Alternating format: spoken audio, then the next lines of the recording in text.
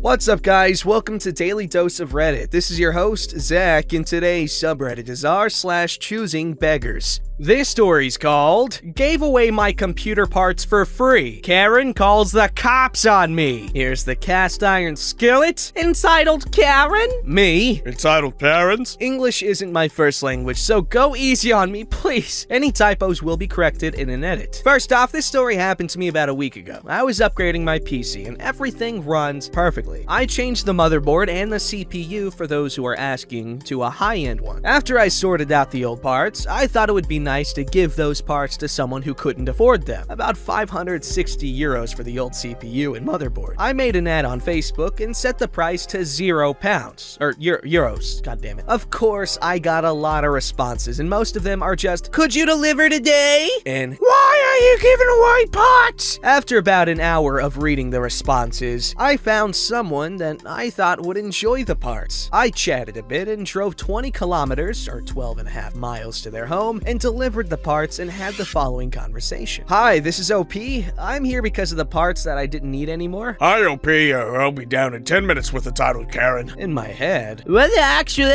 I waited a bit and rang the bell again. "Hi, entitled parents? Are you ready to pick up the parts on your front door?" "Yes! I'll be down in a minute." In my head, I guess this wasn't a good choice, but whatever. 2 minutes later, the entitled parent and the entitled Karen showed up at their front door. "Hello, OP. Sorry that you had to wait that long, but I was playing a video game and I wasn't finished yet." "No worries. Here are your parts." Thanks, OP. But why did you even give us these parts in the first place? Are they stolen? Of course not. I was upgrading my PC and these are my old parts. Oh, I see.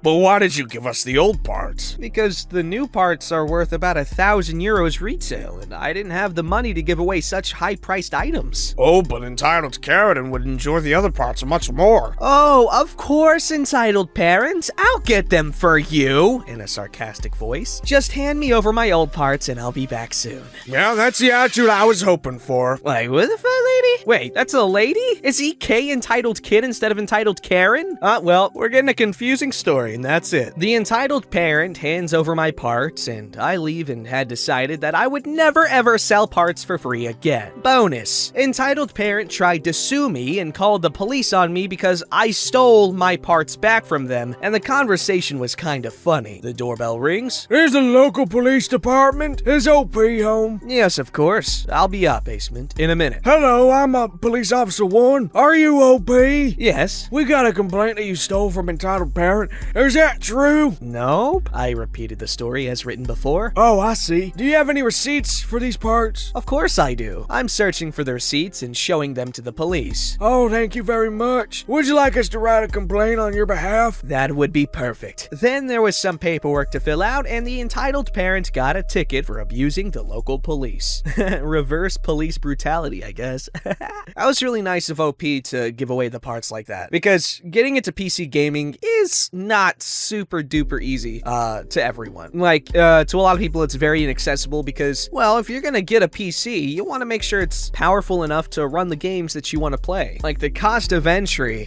to play some of these new AAA games is insane. So, as someone who had to struggle with that a while ago, I think it's really nice of OP, because computer parts are expensive, or they can be, if you don't know where to look, or even what to look for. This story's called, Entitled X and her boyfriend want a rent-free room with food and beverages included. Now, this story didn't happen to me, but a friend of mine, but it was too good not to share. I'm also not fully sure if it fits here, so I'll remove it if it doesn't. This happened a few months ago. My friend Juan, not his real name, lives alone in Florida with a roommate. They live in a small house with 2 bedrooms, which they rent. One night, my friend went to check out someone ringing his doorbell, finding no other than his ex along with one of Juan's friends who she was currently dating. They told him they were evicted, or more accurately, kicked out of their place. The tires of the guy's truck got sliced and had no money for a hotel, so they asked me if they could crash crash on his couch and figure things out in the morning. Juan is a really kind person who feels a lot for others. At the same time, because of some past trauma, he has been conditioned into thinking that he should provide for other people's happiness, so he let them in. Now, for some context on the choosing beggar, we'll refer to Juan's ex as Cheating Bimbo, the friend, butthole friend. Now, for Cheating Bimbo, she dated Juan for a few months. During that time, she told him not to worry about a specific guy who apparently became their mutual friend. She then broke up with him as she didn't feel like being in a relationship with my friend, using Juan's depression as an excuse. Later, Juan found out she not only started dating the guy she told him not to worry about, but was already sleeping with him while she was still dating Juan. Butthole friend isn't much better. He started dating Choosing Beggar after she broke up with the other guy, despite knowing she was a cheater. He got kicked out of his parents' place because of being a drug addict and was staying at a shed in a property that belonged to and was close to the house of the brother of one of his friends. The brother made 3 rules to let Butthole Friend stay there. First, he would have to pay rent, as Butthole Friend made it known he was planning on staying there for a few months. Second, he was not allowed to have pets, as the brother already had dogs of his own and didn't want any extra animals. And third, he was not allowed to have anyone moving in with him and must let the brother know if he was planning to bring someone to spend the night, as again, the brother didn't want any trouble for having illegal tenants. And as you can probably guess, Butthole Friend broke all of them. He refused to pay rent after the first 2 months, as he knew he couldn't be legally forced to pay rent since he technically was not a tenant. Second, he attempted to bring a dog of his own without telling his landlord. This didn't fly and was forced to give the dog away as he couldn't keep it. Third, he attempted to have his girlfriend Choosing Beggar to live there with him, again without letting the brother know, because she was living with her parents and they gave her the ultimatum that she would not be allowed to stay with them if she kept dating Butthole Friend. So once landlord brother found out, he was fuming and immediately kicked them out. While it was true that he couldn't collect rent, he also was legally allowed to throw people who weren't tenants out of his property. As for why the tires of the truck were sliced, as previously mentioned, Butthole Friend is a drug addict and somehow managed to piss off his drug dealer. Now on to the juice of the story and what they did while staying at Juan's place. First, the one night for them to get back on their feet quickly transformed. In a few weeks, they said they would spend the whole day using Juan's and Juan's roommate's stuff, screwing on Juan's couch, and drinking and eating all of Juan's food. Whatever little money they could come up with, they would spend it on booze, cigarettes, and condoms. One time, they made Juan arrive late to work because they locked him in his room until they were done with their morning screwing session, and another time, they locked him out of his own home for pretty much the same reason. Again, Juan suffers from severe depression. It is very hard for him to say no to people, so he just took it all. Until one day, they crossed a line. My friend Juan is legally allowed to consume weed, as he has it for medicinal purposes since they help with his eyesight. What? So he got around $200 worth of weed. Both Choosing Beggar and Butthole Friend smoke all of it within a matter of days while Juan was at work. He didn't mind sharing, so it took him a while to realize they had smoked almost all of it. He finally made up his mind while they went out to a party about approaching them to say how he would kick them out if they don't start paying rent or start buying food for everyone. When he gets approached by his roommate, turns out he had just bought a really big jar of peanut butter, like those they sell at Costco, for it to last him a few weeks. Somehow Choosing Beggar and Butthole Friend ate all of it within a single day. This was the drop that spilled the glass. Juan decided then and there that he would kick both of them out. So between him and his roommate, they packed all their stuff into bags and threw it under the small roof outside their place so it wouldn't get ruined by the rain, as they didn't want to be complete buttholes. They then locked the door since the entitled couple didn't have keys, and left a note on the door saying they were sick of their crap and left all of their stuff outside. Of course, once they returned, Butthole Friend and Cheating Bimbo, were furious and banged hard on the door. Wait, literal banging or like sex?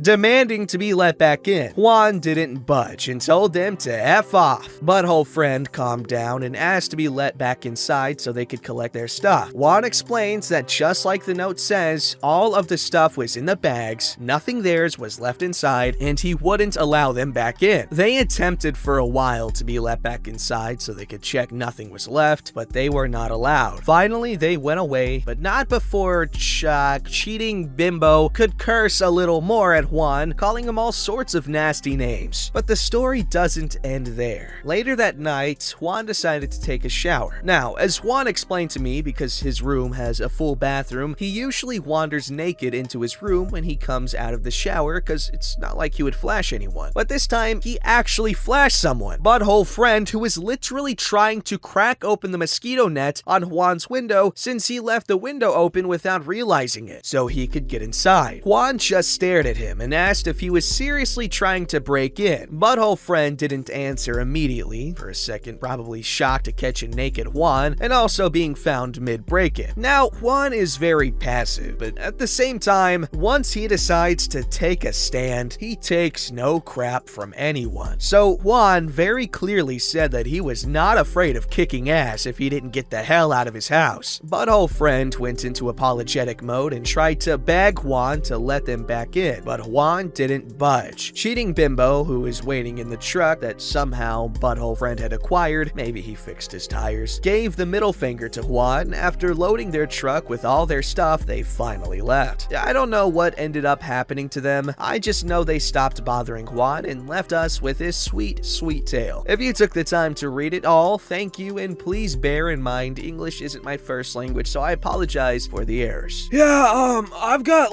issues with, my left elbow. Sometimes it gets itchy. Oh yeah, I understand. Here's your weed card. It's that easy, guys. It's absolutely bonkers.